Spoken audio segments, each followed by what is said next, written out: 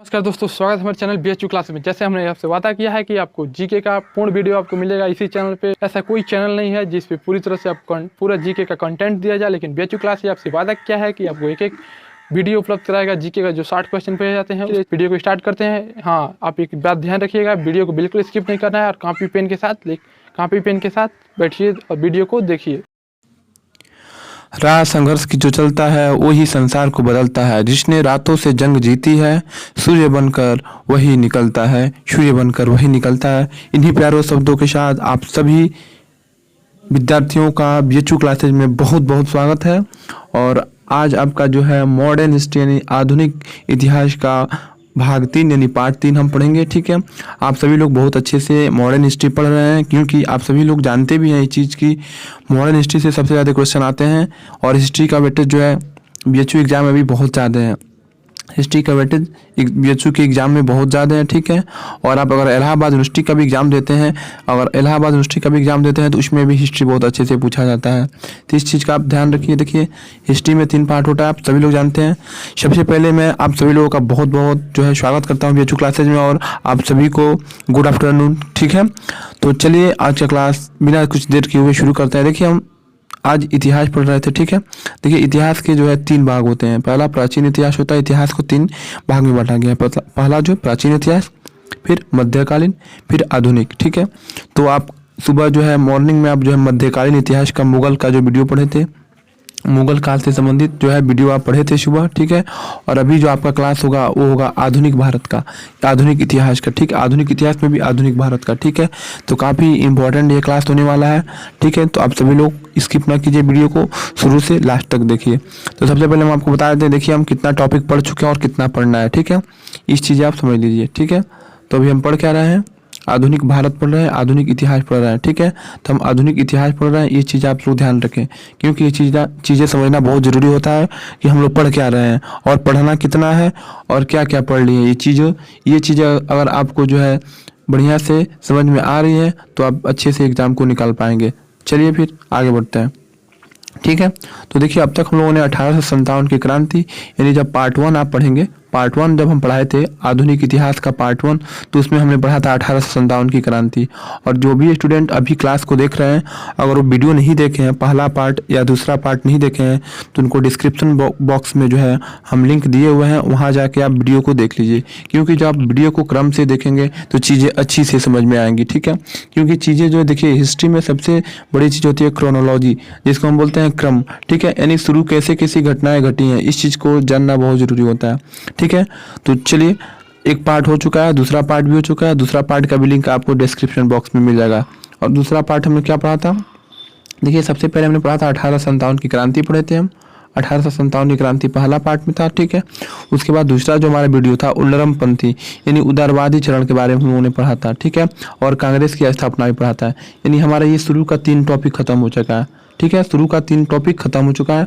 और आज जो हम पढ़ेंगे काफ़ी इंपॉर्टेंट है, वो भी गर्मपंथी यानी उग्रवादी चरण। ठीक है, गर्मपंथी यानी उग्रवादी चरण। देखिए क्या होता है, 1885 में कांग्रेस का स्थापना होता है। कब होता है, 1885 में कांग्रेस की स्थापना होता है। ठीक है, उसके कुछ दिन बाद जो है 1907 में कांग्रेस जो है और कांग्रेस का जो है बंटवारा हो जाता है, यानी कांग्रेस 2 भागों में टूट जाता है, एक जो है गर्म दल में, एक नरम दल में। ठीक है, तो जो हम लोग कल पढ़े थे, यानी हम कल क्या पढ़े थे, नरमपंथी। यानी शुरुआत में जब कांग्रेस बना था तो शुरुआत के जो आपके 20 साल थे, 20 से 25 साल जो भी कांग्रेस के थे, उसमें जो भी नेता हुआ करते थे, उनका जो देखिए विचार था वो काफ़ी जो है उदारवादी था। मतलब उनका ये सोच था कि अंग्रेज, देखिए हम लोग अंग्रेज के साथ ही मिलकर यहाँ पे भारत पे जो है शासन करें, और बाद में फिर अंग्रेज हमको छोड़ के चले जाएंगे और फिर हम लोग शासन करेंगे। लेकिन अंग्रेज ऐसा नहीं चाहते थे। अंग्रेज ये चाहते थे कि कैसे वो धोखा दे के यहाँ के नेताओं को, यहाँ के लोगों को हम लोग शासन करें और हम लोग शासन करते रहें। ठीक है, ये था आपका जो है उदारवादी चरण। ठीक है, जिसको हम लोगों ने पिछले वीडियो में अच्छे से पढ़ा था। लेकिन आज हम लोग क्या पढ़ेंगे, आज हम लोग पढ़ेंगे गर्मपंथी यानी उग्रवादी। ठीक है, उग्रवादी चरण के बारे में पढ़ेंगे, काफ़ी इंपॉर्टेंट है। यहाँ से जब भी देखिए हम आपको अभी MCQ क्वेश्चन कराएंगे, जो काफ़ी इंपॉर्टेंट क्वेश्चन है और एग्जाम में इससे ज़्यादा कुछ भी नहीं पूछे जाएंगे। तो चलिए शुरू करते हैं। आज का टॉपिक है हमारा गर्मपंथी, यानी जिसको उग्रवादी चरण के अंतर्गत आता है गर्मपंथी। चलिए पहला क्वेश्चन आपके स्क्रीन पे देखिए, हमारे पास मात्र बहुत कम ही टॉपिक बचा हुआ है। गर्मपंथी पढ़ लेंगे, फिर कांग्रेस का अधिवेशन पढ़ेंगे, उसके बाद अगले वीडियो में गांधी युग यानी गांधी जी जब साउथ अफ्रीका से आए थे यानी 1915 से आए, उसके बाद जो जो उन्होंने महत्वपूर्ण आंदोलन में भाग लिया उसको पढ़ लेंगे एक वीडियो में, ठीक है। और जो लास्ट वीडियो होगा उसमें मिसलिनियस क्वेश्चन है, सारे चैप्टर से मिला के क्वेश्चन पढ़ लेंगे, तो हमारा जो है मॉडर्न हिस्ट्री खत्म हो जाएगा। यानी मॉडर्न हिस्ट्री का मात्र 3 या 4 दिन का क्लास बचा हुआ है, मैक्सिमम 4 दिन, ठीक है। तो आप लोग क्रम से वीडियो देखें, यहाँ से एक भी प्रश्न नहीं छूटेगा। चलिए आज का जो है पहला प्रश्न आपके स्क्रीन पे ये रहा, ठीक है। आप सभी लोग कमेंट बॉक्स में आंसर दीजिए, फिर हम आंसर देंगे, ठीक है। देखिए पहला प्रश्न है, भारतीय राष्ट्रीय आंदोलन के 1905 से लेके 1917 की अवधि को कहा जाता है। देखिए हम आपको बता चुके हैं कि 1885 में कांग्रेस की यानी इंडियन नेशनल, आई से इंडियन नेशनल, सी से कांग्रेस, यानी 1885 में जो है कांग्रेस की स्थापना हुआ। 1885 से लेके 1905 तक का जो समय था उसको आपको जो है उदारवादी चरण बोलते हैं, उदारवादी, ठीक है। लेकिन 1905 से लेके 1917 का जो समय है उसको बोलते हैं हम लोग उग्रवादी, ठीक है, उग्रवादी चरण। क्योंकि देखिए 1905 तक अभी जो है हमारे देश के जो भी उस समय नेता, बड़े बड़े नेता हुआ करते थे, उनको ये लगता था कि देखिए अंग्रेज हमारे साथ अच्छा कर रहे हैं, हमारा जो विकास कर रहे हैं। लेकिन 1905 यानी बंगाल जब विभाजन हो गया, बंगाल का विभाजन 1905 में हुआ, ठीक है। जब बंगाल का विभाजन हो गया तब ये लगने लगा अरे तो अपने ही देश के लोगों को बांट रहे हैं। तो जो है उस समय से यानी 1905 से लेके 1917 का जो समय है उसको उग्रवादी चरण बोला जाता है। तो इस चीज़ का बिल्कुल ध्यान रखिए कि उग्रवादी चरण किसको बोला जाता है। तो 1905 से लेके 1917 का जो अवधि है उसको उग्रवादी चरण बोला जाता है। इसका सही आंसर क्या हो जाएगा? Option number B. आप लोग सभी लोग आंसर भी देने का प्रयास कीजिए। चलिए अगले प्रश्न की ओर बढ़ते हैं। अगला प्रश्न है, देखिए अभी जो बात हम बताएं वही चीज़ है यहाँ पे, ठीक है। इसको भी हम फिर से समझा भी देते हैं। देखिए 1905 से लेकर 1919 तक के इस समय तक भारतीय राष्ट्रीय कांग्रेस काफ़ी परिपक्व हो चुकी थी, ठीक है। मतलब जो कांग्रेस के नेता थे वो समझ चुके थे कि देखिए अंग्रेज हमारे साथ अच्छा नहीं कर रहे हैं, ठीक है। उसके बाद उन्होंने उग्र थोड़ा स्वभाव अपनाना शुरू कर दिया। चलिए अगले प्रश्न की ओर बढ़ते हैं, सभी लोग सही आंसर दीजिए। अगला प्रश्न है आपका, निम्नलिखित में कौन सा साधन उग्रवादियों से संबंधित नहीं है? बताइए इसमें कौन सा साधन उग्रवादियों द्वारा नहीं किया गया है, ठीक है, उग्रवादियों द्वारा, ठीक है।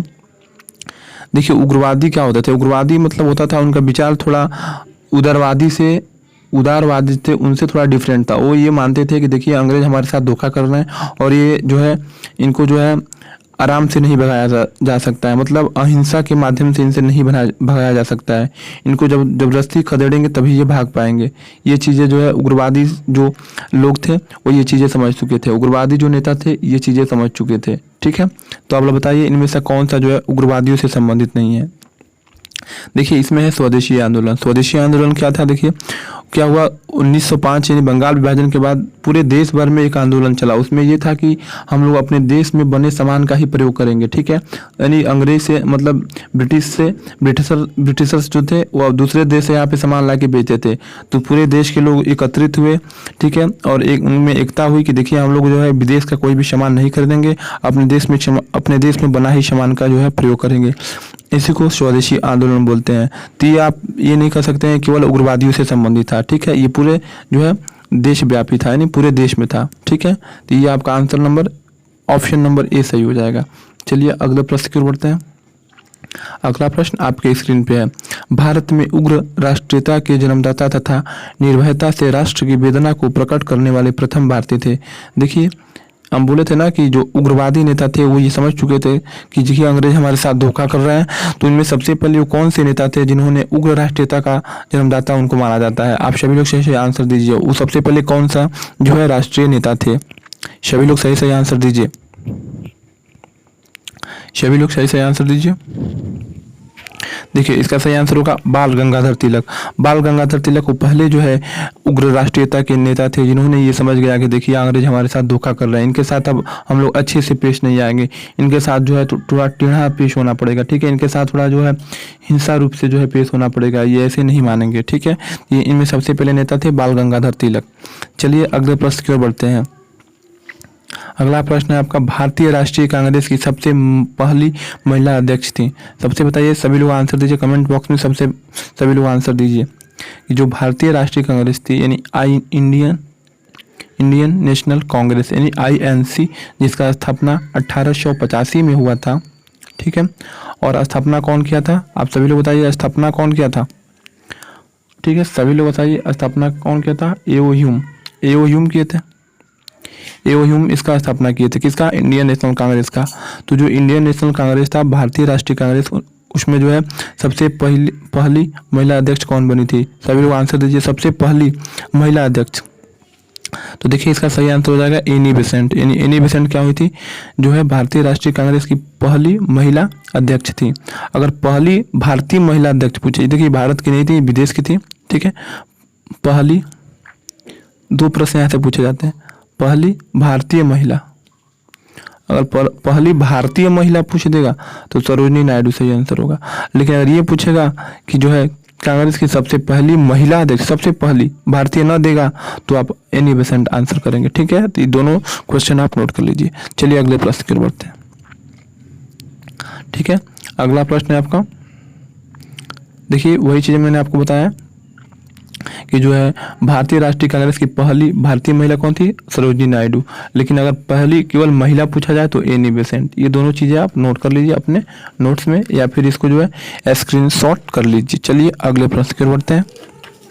अगला प्रश्न है 1905 के बंगाल विभाजन के समय वायसराय कौन था, मतलब किस वायसराय के कार्यकाल में जो है बंगाल का विभाजन हुआ। सभी लोग सही आंसर दीजिए, सभी लोग सही आंसर दीजिए, कमेंट बॉक्स में सभी लोग आंसर दीजिए। हाँ देखिए इसका सही उत्तर होगा, सही आंसर होगा ऑप्शन नंबर यानी लॉर्ड कर्जन। लॉर्ड कर्जन के समय ही क्या हुआ था, बंगाल का विभाजन हुआ था। बंगाल का विभाजन हुआ था, बंगाल का क्या हुआ था, विभाजन हुआ था, बंगाल विभाजन। तो उस समय अक्सर एग्जाम में पूछा जाता है किस वायसराय के समय बंगाल का विभाजन हुआ था, तो किस वायसराय, तो लॉर्ड कर्जन, ठीक है, लॉर्ड कर्जन, यानी लॉर्ड कर्जन के समय क्या हुआ था, बंगाल का विभाजन हुआ था। चलिए अगले प्रश्न की ओर बढ़ते हैं।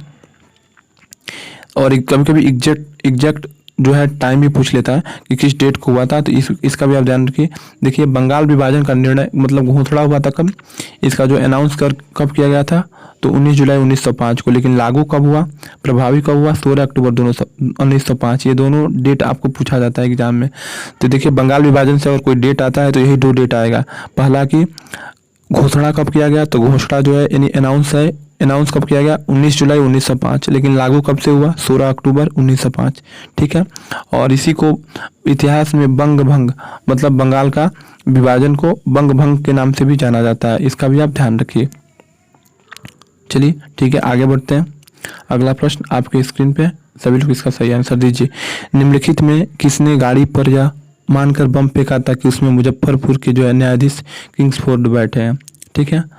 सभी लोग सही आंसर दीजिए, इसका सही आंसर क्या होगा, मतलब ये कि मुजफ्फरपुर के जज थे, इनका नाम था किंग्सफोर्ड। इन पे जो है बम फेंकने का प्लान कौन लोगों ने बनाया था, हालांकि ये जो बच गए थे इनके जो है इन लोगों ने दूसरे गाड़ी पे जो है बम फेंक दिया था और ये बाद में निकले किंग्सफोर्ड, ठीक है। तो बताइए कौन ये लोग थे जिन्होंने बम ये फेंका था, ठीक है। सभी लोग सही आंसर दीजिए। देखिए सही आंसर होगा आपका खुदीराम बोस और प्रफुल्ल चाकी, ठीक है। खुदीराम बोस और प्रफुल्ल चाकी, इन्हीं लोगों ने क्या किया, जो है मुजफ्फरपुर के जो न्यायाधीश थे किंग्सफोर्ड, इन पे जो है बम फेंकने का प्लान बनाया। चलिए इसके बारे में थोड़ा और डिटेल से जान लेते हैं, ठीक है, ठीक है। इसके बारे में हम थोड़ा डिटेल जान लेते हैं कैसे क्या था। देखिए क्या था, कोलकाता का जो चीफ प्रेसिडेंसी मजिस्ट्रेट थे किंग्सफोर्ड, ठीक है। उनका क्या था कि जो भी राजनीतिक कार्यकर्ता होते थे या कांग्रेस के जो नेता होते थे उनको जो है वो जान से बहुत ज़्यादा दंडित और बदनाम करते थे, ठीक है। मतलब जो भी भारत के उसमें, भारत के नहीं वहाँ के जो भी नेता हुआ करते थे या जो भी जो है स्वतंत्रता सेनानी हुआ करते थे, उनका जो है ये बहुत ज़्यादा अपमान करते थे। ये जज साहब थे ये जज साहब कौन थे, किंग्सफोर्ड, ठीक है। कहाँ के, मुजफ्फरपुर के, ठीक है, मुजफ्फरपुर के थे ये, ठीक है।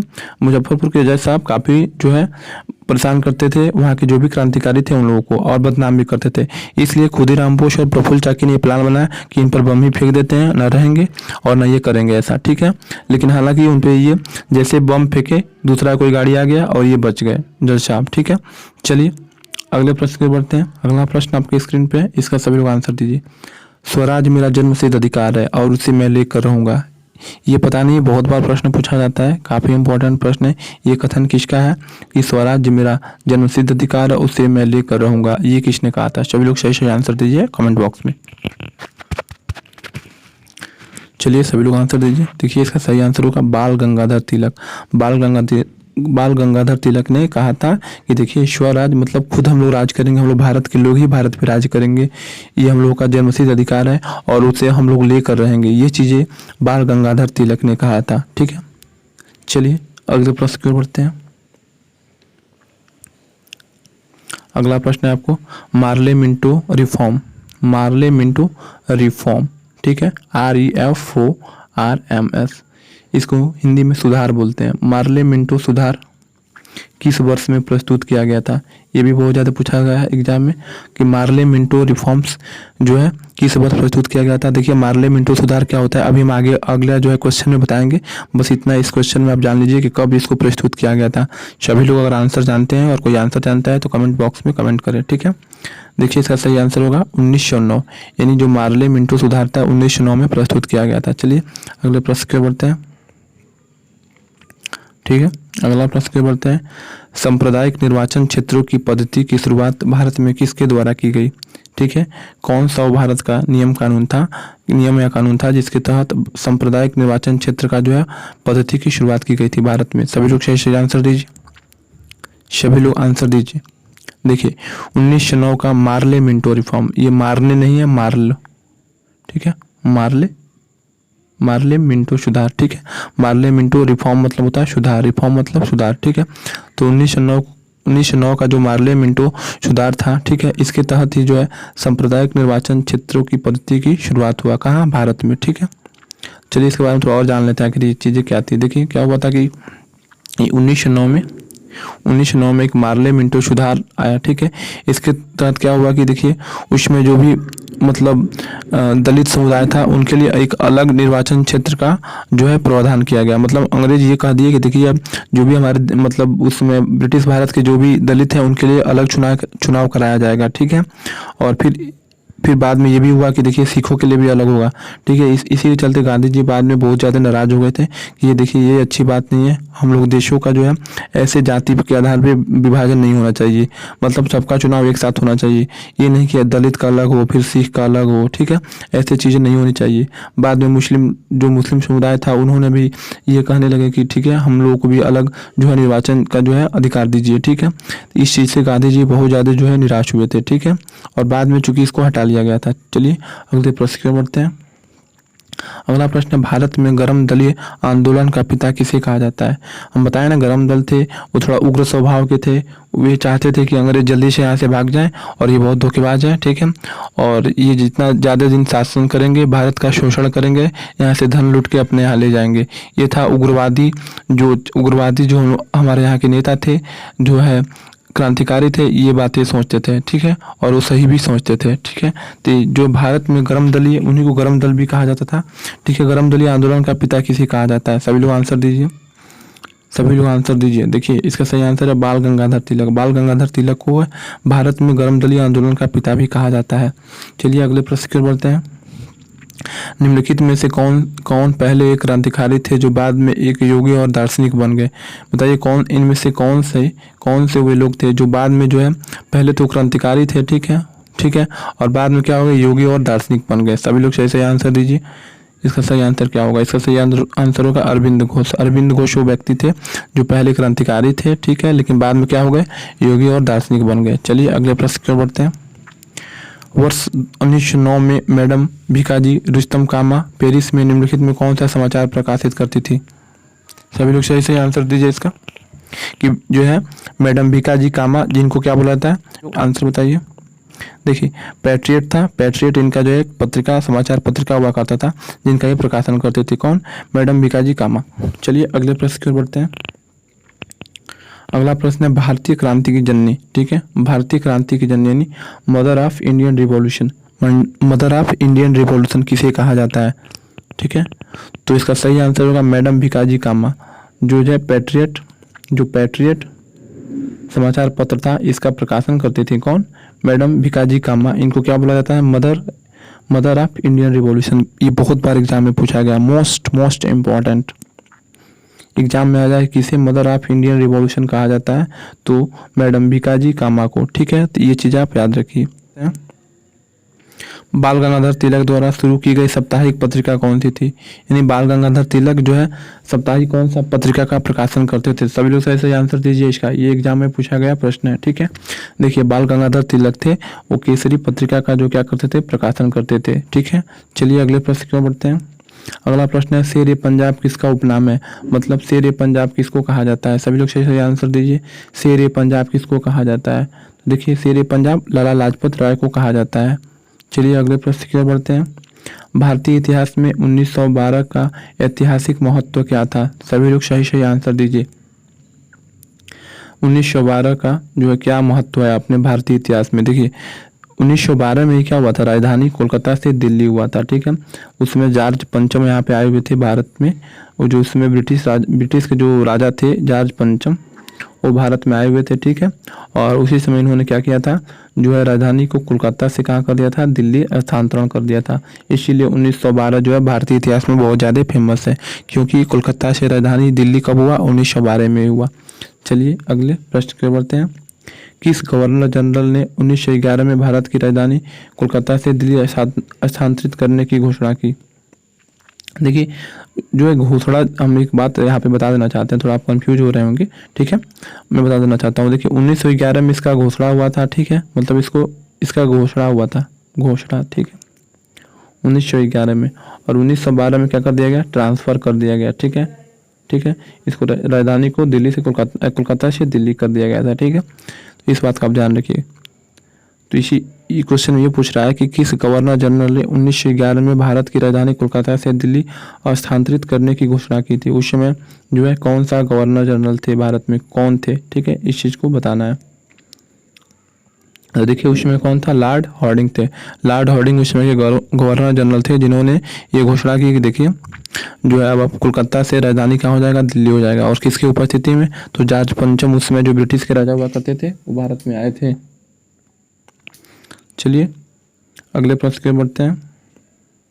तो देखिए ये जो है यहीं पे समाप्त होता है। देखिए इसका पार्ट 2 भी आएगा, जो आपका उग्रवादी चरण है।